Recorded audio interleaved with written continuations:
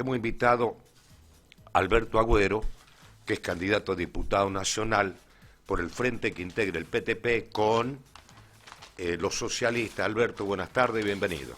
Bueno, buenas tardes para todos los oyentes de la radio 107.1 y a la canal 34. Efectivamente, este es un tema que ya se ha impuesto, la reforma laboral, y quiere seguirse el mismo camino en la Argentina que se ha impuesto en Brasil. Como sobre este tema, nuestro partido y Frente Progresista tiene un centro integral de estudios estratégicos, entre el que está el compañero abogado Javier Alamino, que está estudiando el tema, al igual que algunos temas de justicia. Yo decirte, porque le quiero ceder a la palabra a él, porque tiene estudiado este tema, que ayer hemos estado en Háchal, hemos estado transitando las calles de Háchal, hemos hecho entrevistas en todos los medios y hemos tratado de confraternizar y llegar al pueblo de Háchal. Hemos tenido buena recepción. ¿Estuvieron en la carpa? No hemos estado en la carpa, no quisimos polemizar con la carpa. Efectivamente no tengo ningún problema, fue mi decisión no ir a la carpa, aunque nosotros se sabe, porque directamente te rechazan, ¿sí? Porque incluso es una arbitrariedad lo que se comete. Todos los políticos que hayan dicho algo sobre la minería tienen una foto escrachándolo. Cuando esa gente es advenediza este tema de la minería. Nosotros venimos luchando el año 97 sobre este tema de minería y nos conocen todos muy bien. Y hay algunos advenedizos que se suben para tener cartel en eso. Y bueno, y hay abogados también en estos advenedizos que no han participado de ninguna manifestación pública por los problemas de los pobres, por el problema de los planes sociales, ni nada, ni se arriman. Pero en este tema de tapado de piel, sí están y nos critican de arriba abajo, igual que algunos sectores de izquierda, por nuestra posición. No quisimos ir para no polemizar, ¿sí? Y hemos estado con la gente. Lo que sí te puedo decir, Oscar, que hemos detectado en el ambiente que hay un cierto rechazo a la política. La gente... ¿En Háchal? En Háchal, y eso que es uno de los departamentos más politizados de San Juan. Quiero aclarar, en Háchal, en Rawson y en general, cuando vos le arrimas un voto, de 10, 3 te dicen no quiero saber nada con la política. ¿Sí? No porque vos le pasás no el voto con tu cara, sino en general. Yo creo que eso se está instalando algo que no es bueno, y lo ha instalado el gobierno en su confrontación con el populismo, con el kirchnerismo.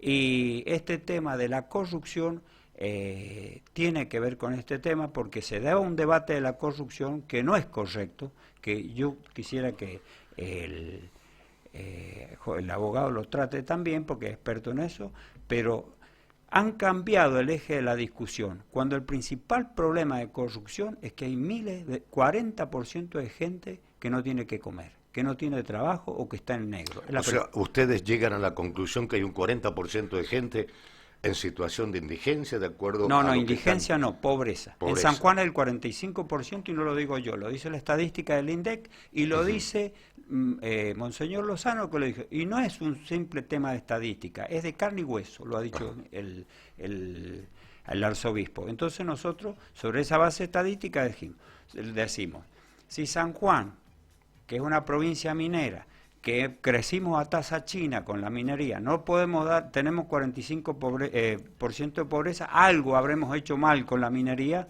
¿sí? Alguien se la ha llevado a este tema del dinero para que haya 45% de gente y que no tengamos para la obra pública por mano propia, ¿no? Alberto, vos, de acuerdo a las visitas que hacés, de acuerdo a la aceptación o al rechazo de la gente, ¿vos creés que va a crecer el número de gente que no va a ir a votar en las PASO? No lo puedo asegurar que va a ser la gente sobre ese tema, pero que el progresismo, la izquierda progresista va a crecer, sí va a crecer. Porque son, por dos motivos, y no quiero decir por nuestro trabajo solamente, pero son elecciones atípicas, donde la gente elige, ¿sí?, sin ningún tipo de condicionamientos nacionales. Y hoy no se vota en San Juan a Cristina o a Macri. se vota a los candidatos del Frente Progresista. Hay gente como Kuchen, como Perla Werner, como yo, que tenemos 40, 50 años de política en la provincia, o se vota a Cáceres, que hizo promesas, ¿sí? Se vota a Basualdo, que está 15, ya se va a jubilar en el Senado y no puede presentar proyectos a la gente, he hecho tal cosa. O por ejemplo, como te dije los otros días, Rubén Uñá. ¿Qué ha hecho Rubén Uñá por la provincia si tendría que estar diciendo yo hice tantas cosas en el Congreso? Todos se ponen detrás de un balance, ¿sí? Que es el mismo balance de Gioje, el mismo balance de Uñac. Entonces, eso la gente lo valora y lo he visto que está y dice, este gobierno de San Juan es lo mismo que el de Macri. Y le llama Uñacri, ¿sí? Ajá. Uñacri le llama. Y entonces dice, yo no te digo que me va a votar por mí, no va a votar a la izquierda de otros compañeros, pero te digo que va a ser sorpresa. La oposición va a crecer y la oposición va a crecer por encima del 25%. No te digo la que yo represento, en general. En general. Ajá. Y si crece el 25% la oposición, todos los guarismos que ya están por debajo, casi en el 40%, los partidos más importantes, y el otro por debajo de 30%, y bueno, vamos a ver qué es lo que pasa, ¿no? Abogado Javier Alamino, apoderado legal del PTP, miembro Centro Integral Estudios Estratégicos y miembro del Foro No a la Trata, representante de comunidades indígenas y profesor de Derecho Constitucional. Bienvenido, ¿cómo está usted? Buenas tardes. ¿Qué tal, Romero? Buen día. Bueno, cuénteme cuál es el pensamiento de ustedes, cuál es el asesoramiento que le han dado a este Frente Progresista Popular con respecto a la flexibilización laboral. Por ejemplo, yo les quiero comentar de que es un rotundo rechazo del sector docente en San Juan de la flexibilización laboral. Por otro lado, hay otros gremios, como la UOCRA, que dice que hay que conversarlo, que podría ser quizás una solución para algunos, tener la jubilación optativa, pero que él cree que no es así. Las posiciones de los secretarios generales de los sindicatos, en mayoría, que yo he leído declaraciones de ellos en distintos medios, le dicen no a la flexibilización laboral. ¿Cuál es la opinión de ustedes? Bueno, yo, además de eso que vos nombraste ahí, soy abogado laboralista y me dedico a eso, me gano la vida con esa rama del derecho, y los abogados laboralistas realmente estamos bastante sorprendidos de esta embestida que tiene el gobierno nacional, primero de lo discursivo, es decir, hay un mensaje que se está bajando en relación a que las empresas extranjeras no invertirían en la Argentina producto de el derecho laboral que hoy tenemos, ¿no? Se hace referencia a la industria del juicio, digamos que los trabajadores, sus abogados inescrupulosos y los sindicatos serían los culpables de que las empresas no invierten. Esto, lo primero que hay que decir, bueno, que no es cierto, que como lo decía Alberto recién, el 40% de los trabajadores en la Argentina están negros, no está registrado, y sin embargo que son algo de 4 millones de trabajadores, un poco más. Sin embargo, yo no creo que hayan 4 millones de juicios laborales por falta o por registración defectuosa. Entonces, la generalidad de los casos es que los trabajadores, la gran mayoría de los trabajadores no reclaman. Javier, ¿cuál es tu posición con respecto a que quieren incluir en esa ley un artículo donde diga que los trabajadores que hagan juicios se van a tener que hacer cargo de los honorarios de ustedes? Bueno, eso hay que aclarar lo siguiente. En primer lugar, hay que dividir la jurisdicción federal con la provincial. En la jurisdicción federal, a donde quiero ir es esto, no es ninguna novedad, lo de que los gastos del juicio los pague el trabajador. En el Código Procesal Federal está establecido que aquel que pierde un juicio tiene que pagarlo. ¿Bien? Sí, es cierto que se le da ciertas herramientas al juez para que en determinados casos concretos esa regla general no se aplique, ¿no? En el caso de San Juan hay un artículo específico del Código Procesal Laboral que establece que el trabajador no se va a hacer cargo de las costas hasta que mejore fortuna. Sin embargo, ese artículo ha sido declarado inconstitucional por la Cámara del Trabajo de la provincia. Ajá. ¿A qué quiero ir con todo esto? Que en el ambiente del mundo del trabajo está discutido eso. Hay una gran cantidad de fallos en donde establece el pago de las costas por parte del trabajador. Lo que a mí poderosamente me llamó la atención es que la trascendencia de este fallo de la Corte. Es decir, no es un fallo que viene a traer algo nuevo. Ese tipo de fallos están y se dan todos los días en todas las provincias, entre ellas San Juan. Y esto lo uno con lo que decía recién. El tema acá es la instalación de un discurso del gobierno. Por alguna razón, un casito chiquito laboral de la Corte Suprema trasciende, y lo que intenta hacer en el fondo, a mi entender, el gobierno nacional es ir instalando el discurso de la industria del juicio laboral, ir difundiendo este tipo de fallos para preparar lo que se habla, que vendría un ajuste laboral, una reforma laboral, como ha pasado en Brasil, que ha sido sancionada, y eso es lo que preocupa, ¿no? Porque lo discursivo es grave, pero el problema sería que ir preparando el terreno para una reforma de estas características. Mira, como representante legal de comunidades indígenas, vos has defendido a gente que iba a perder sus terrenos heredados de muchos años y que encima los declaraban usurpadores. Yo te entrevisté hace unos cuantos meses porque vos ganaste un juicio donde le restituían a las comunidades aborígenes los terrenos allá en la zona de 25 de mayo rumbo a San Luis. ¿Cómo está eso? Eso está, en términos de la realidad, está exactamente igual. Hay mucho más preocupación, creo yo, en la gente de allá, porque esas zonas que hasta hace un año, que fue cuando vos me entrevistaste, no tenían electricidad, hoy tienen electricidad y hoy ya la ruta está alambrada, es decir, se ha generado una serie de infraestructura en todos esos terrenos. Mejora la Sí, se ha vida mejorado de ellos. y hay mucho interés, mucha gente que tenía tierras ahí, que no tenía cierto interés en explotarla, hoy tiene interés, no sé si tanto en explotarla, sino en especular, digamos, con la tierra. Lo que tengo que decir en relación a esto, y ya que son las elecciones legislativas, es que en diciembre de este año se vence la ley 2660. La ley 2660 es una ley que, con su falencia y con sus críticas, tenía algo positivo, que era que frenaba los desalojos. Ajá. Es decir, durante la vigencia de la ley, que la ley tenía una vigencia de 2 años y se ha ido prorrogando, las autoridades nacionales, provinciales, la policía, la justicia, no podía tomar ningún tipo de medida que implicara el desalojo de las comunidades.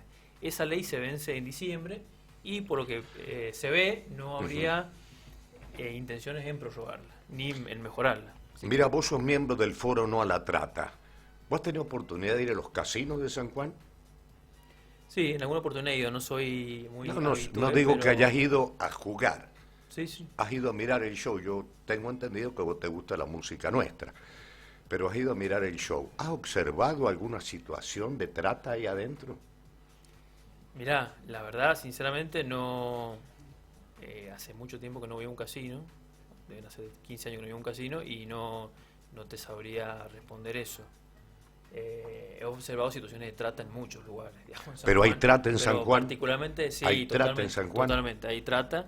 Hay tanto trata con fines de explotación sexual como trata con fines de explotación laboral. De hecho, hay casos ya, sentencias, ¿no? Con sentencias firmes que han condenado a personas por tratar a otras. Y hay un caso laboral que está ahora, el debate dentro de muy poco va a comenzar, ya hay una persona procesada y se ha requerido la elevación de la causa a juicio, que es un famoso productor de la zona del Bardón, así que tenemos trata de todo tipo. Mira, como profesor de Derecho Constitucional, ¿no es hora de llamar a una convención constituyente para hacerle algunas reformas a la Constitución nacional y provincial y adecuarlas a los nuevos tiempos? Yo creo que sí. Yo creo que hay varias cuestiones para revisar, particularmente una que es la escasa participación de la gente en las medidas del gobierno. Es decir, en la última reforma, que fue la reforma 94, se flexibilizó un poco las cuestiones vinculadas a la participación popular, apareció la iniciativa popular, apareció la consulta popular, pero siempre reducido a ciertos temas que podían ser sujetos a iniciativa popular o a consulta popular, y los temas importantes, como los temas electorales, penales, etcétera, etcétera, presupuesto, quedaban totalmente excluidas. Yo creo que ese es un tema para discutir, y el tema también de la revocación de mandatos. Ajá. Ese es otro tema que me parece que tiene que estar, que nuestros convencionales constituyentes de 1853 de manera intencional no lo incluyeron. Obviamente se dejó a las grandes masas populares fuera de la discusión constitucional, y después de casi 170 años no ha sufrido ningún tipo de modificación la Constitución en eso particularmente. Javier Alamino, mira, el otro día supongo que has leído una declaración de el fiscal Cuatropani, cuando dice que no hay ninguna denuncia por la contaminación de las aguas del canal de la avenida Benavides. Esas aguas van a regar la zona este, donde están las chacras y los frutales, y sigue rumbo al este. Pregunto, ¿qué pasa si un ciudadano dice, miren, yo tengo esta visión, muestra la foto, la cantidad de bolsas de basura que arroja la gente allí, y le pide a un funcionario judicial que lo represente sin cargo, y que esa denuncia lo tome la justicia para defendernos a todos sobre esa contaminación del canal Benavides, por ejemplo? ¿Por qué no se puede hacer? Yo creo que en ese caso, en el delito de contaminación, no hace falta una denuncia. Yo creo que eso, de oficio, el Estado debería intervenir. ¿Y los fiscales de oficio pueden intervenir? Totalmente, pueden ¿Y intervenir. por qué no lo manda, pregunto, el fiscal Cuatropani a un fiscal de los que él tiene, que debe tener algunos, a lo mejor no todos están tan ocupados, se presenten esta denuncia por la contaminación que estamos sufriendo, porque él también come la misma fruta y verdura que como yo, o tú, o Alberto? No, pero aparte, saliendo un poco del ejemplo que vos has dado del canal Benavides, el caso de Pelambre, digamos. Ahí quería llegar. Bueno, me adelanté entonces. Está bien. ¿Cuál es la discusión? De que ahora aparece, ¿cuál es el discurso del gobierno provincial?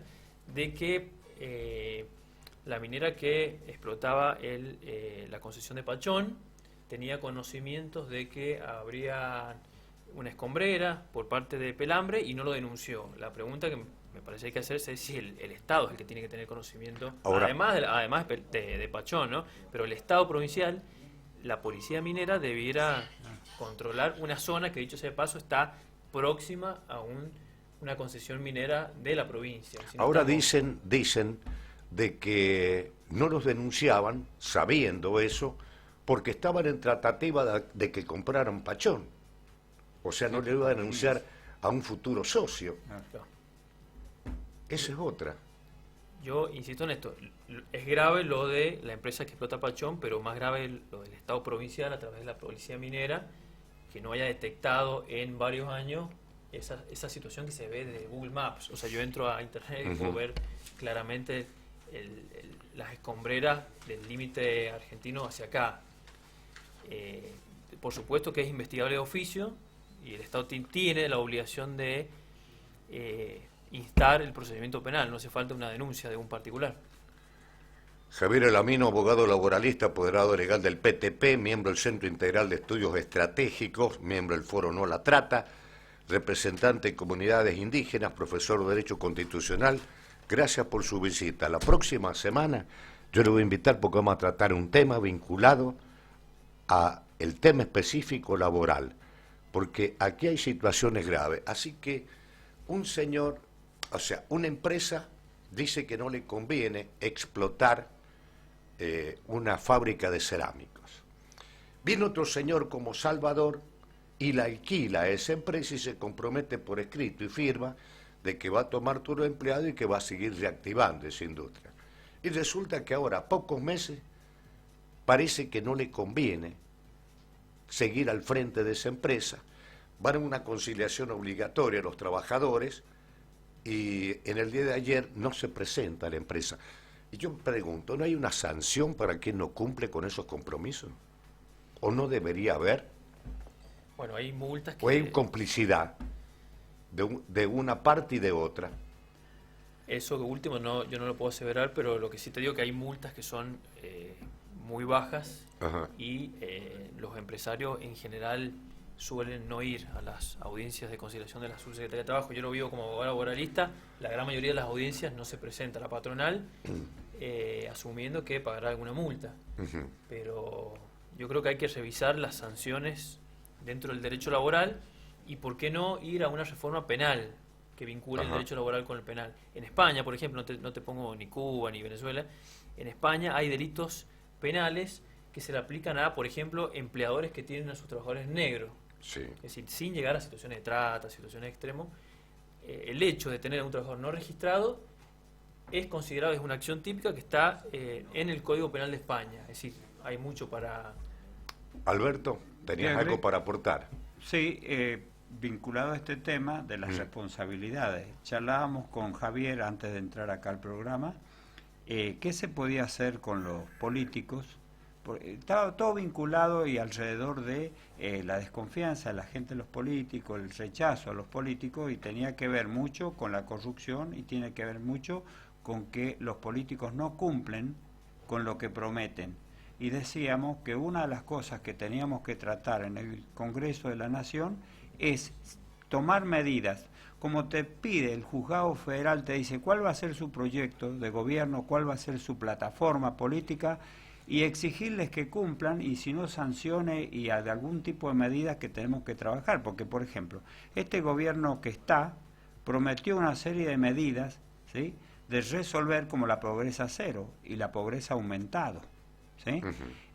Prometió que los trabajadores no iban a pagar ganancias y los trabajadores siguen pagando ganancias. Prometió que iba a aumentar la jubilación y que no iban a haber jubilados, tantos jubilados con la jubilación mínima, y ahora se pide aumentar la edad jubilatoria o se le da la posibilidad que se jubilen después, como está la reforma laboral de Brasil, que como me comentaba Javier, está la posibilidad de que en un convenio colectivo se establezca que 6 horas de trabajo como máximo en las empresas, pero por otro lado los obreros presionados acuerden individualmente con la empresa 10 horas u 8 horas. Entonces todo esto es que la gente lo ve y va tomando distancia de la política, distancia de las decisiones del gobierno. Y tiene que ver mucho con esto, con lo que se trató al principio, la participación popular en las decisiones, que la gente está al margen de esa decisión. Eso es lo que quería agregarte. Alberto Agüero, candidato a diputado nacional por el Frente Progresista Popular, te agradezco tu participación en este informe confidencial, lo mismo que el abogado Javier Alamino. Yo a Javier lo voy a invitar la próxima semana.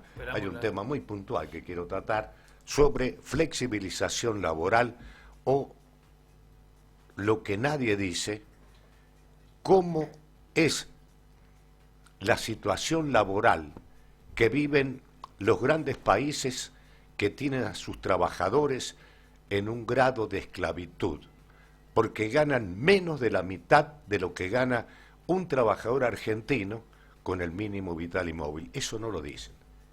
¿Es así? Sí, y algunos que ganan el doble o el triple. Por ejemplo, un obrero norteamericano cobra $4.000, $5.000. Claro. ¿Y cómo son productivos? Claro. Esa pregunta habría que hacer. Esa es la pregunta.